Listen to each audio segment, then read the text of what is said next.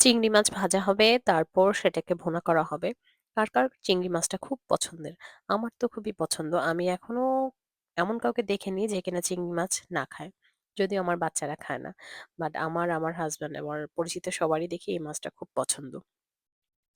তো সেটা আমি ভেজে নিয়েছি। তারপর মশলাপাতি যা কিছু আছে নরমাল সবকিছু দিয়ে একদম ভুনা করে নিব।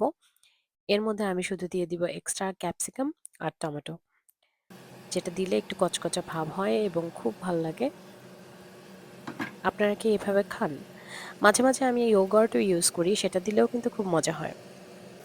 তো যাই হোক, এই চিংড়িগুলো আমি ফ্রেশ কিনেছিলাম গত সপ্তাহে। এটা দিয়ে পোলাও দিয়ে খেতে খুবই মজা, এভাবে খেয়ে দেখতে পারেন আপনারা।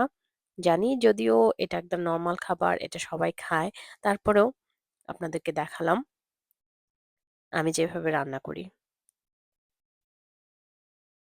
আপনারা কে কোথা থেকে দেখছেন কমেন্টে জানাতে পারেন। আর যদি আমার এই ভিডিওটা ভালো লেগে থাকে শেয়ার করবেন, লাইক করবেন।